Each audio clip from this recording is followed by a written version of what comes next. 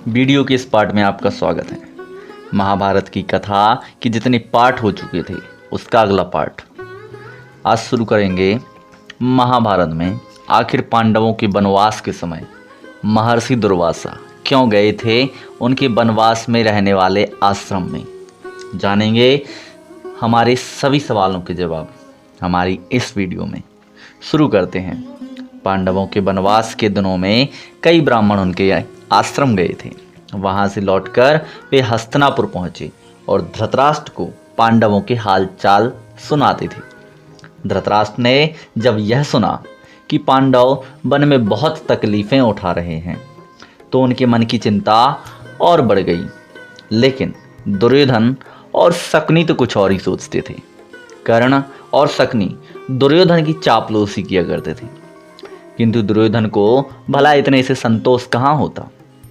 वह कर्ण से कहते हैं, कर्ण, मैं चाहता हूँ कि पांडवों की मुसीबतों को अपनी आंखों से देखूं, इसलिए तुम और मामा शकुनी कुछ ऐसा उपाय करो कि वन में जाने की हमें आज्ञा मिल जाए। कर्ण बोला, द्रौतवन में कुछ बस्तियां हैं जो हमारे अधीन हैं। हर साल उन बस्तियों में जाकर चौपायों की गणना करना राजकुमारों का ही काम है। बहुत समय से यह प्रथा चली आ रही है, इसीलिए उस बहाने हम पिताजी से अनुमति ले सकते हैं और हमें अनुमति भी आसानी से मिल सकती है। कर्ण अपनी बात पूरी तरह से कह भी ना पाया था। दुर्योधन और शकुनी खुशी के मारे उछल पड़े। राजकुमारों ने भी धृतराष्ट्र से आग्रहपूर्वक प्रार्थना की कि वह इसकी अनुमति देते, किंतु धृतराष्ट्र ना माने। दुर्योधन ने विश्वास दिलाया कि पांडव जहां होंगे वहां वे सब नहीं जाएंगे और बड़ी ही सावधानी से अपना काम करेंगे। विवश होकर धृतराष्ट्र ने अनुमति दे दी। एक बड़ी सेना को साथ लेकर कौरव द्रौतवन की ओर रवाना हो गए। दुर्योधन और कर्ण फूले नहीं समाते थे। उन्होंने पहुंचने पर अपने डेरे ऐसे स्थान पर लगाए जहां से पांडवों का आश्रम 4 कोस की दूरी पर ही था। गंधर्वराज चित्रसेन भी अपने परिवार के साथ उसी जलाशय के निकट डेरा डाले हुए था। दुर्योधन के अनुचर जलाशय के पास गए और किनारे पर तंबू गाड़ने लगे। इस पर गंधर्वराज के नौकर बहुत बिगड़े और दुर्योधन के अनुचरों को की खूब खबर ली। वे कुछ ना कर सके और प्राण लेकर भाग गए। दुर्योधन को जब इस बात का पता चला तो उसके क्रोध की सीमा ना रही। वह अपनी सेना लेकर तालाब की ओर बढ़ा। वहां पहुंचना था कि गंधर्वों और कौरवों की सेनाएं आपस में भिड़ गईं। घोर संग्राम छिड़ गया। यहां तक कि कर्ण जैसे महारथियों के भी रथ और अस्त्र चूर चूर हो गए और वे उल्टे पांव भाग खड़े हुए। अकेला दुर्योधन लड़ाई के मैदान में अंत तक डटा रहा। गंधर्वराज चित्रसेन ने उसे पकड़ लिया, फिर रस्सी से बांधकर उसको अपने रथ पर बैठाया और शंख बजाकर विजय घोष किया।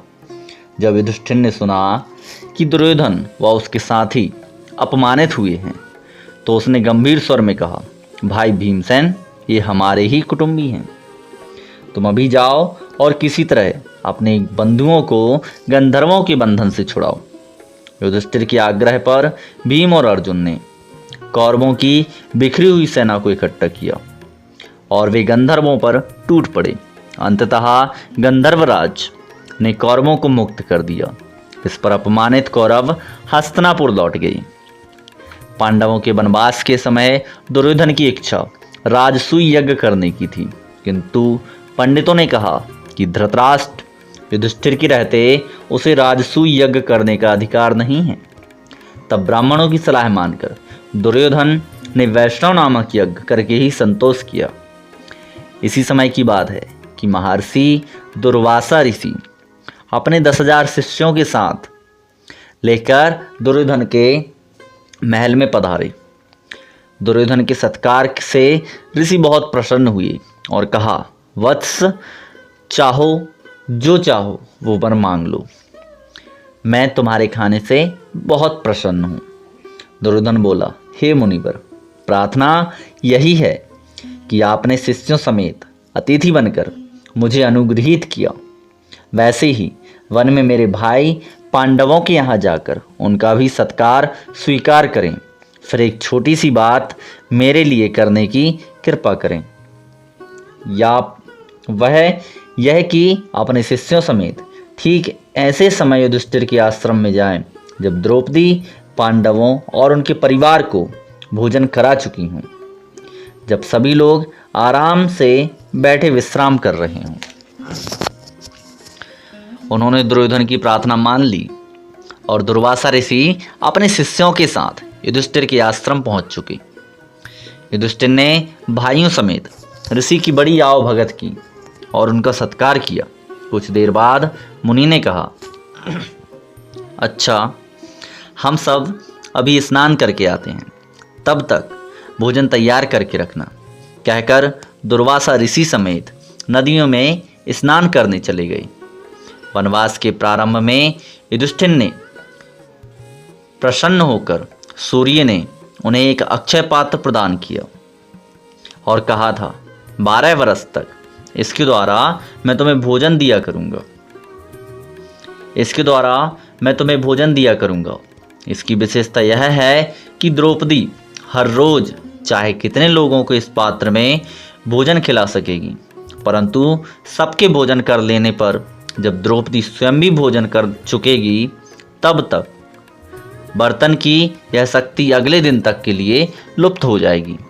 जिस समय दुर्वासा ऋषि आए उस समय सभी को खाना खिलाकर द्रौपदी भी भोजन कर चुकी थी, इसलिए सूर्य का अक्षय पात्र उस दिन के लिए खाली हो चुका था।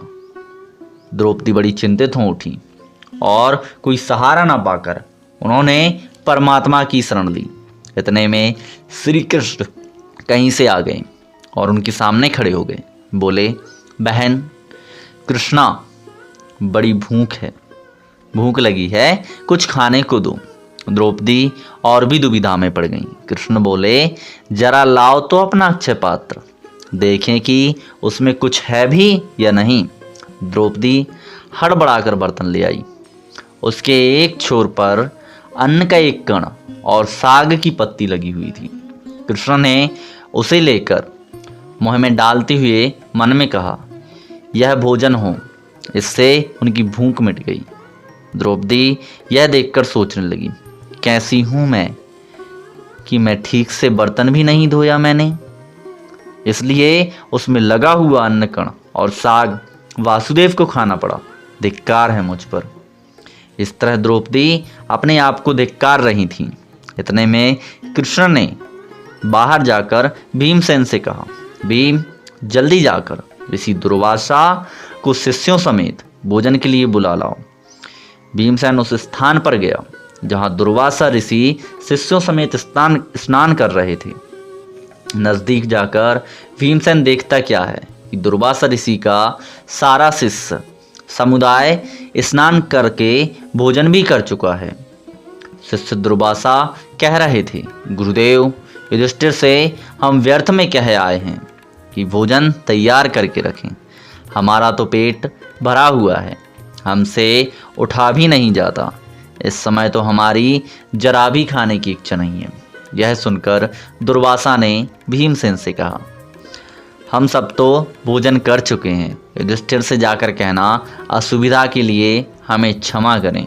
यह कहकर ऋषि अपने शिष्यों सहित वहाँ से रवाना हुए और यहाँ से खत्म हुई ऋषि दुर्वासा और युधिष्ठिर के आश्रम की कहानी। आखिर जो लोग अच्छे होते हैं उनके साथ अच्छा ही होता है। ऐसी ही और महाभारत की कहानियों, कथाओं को सुनने के लिए हमारे चैनल को सब्सक्राइब, शेयर और लाइक ज़रूर करें। Thanks for watching.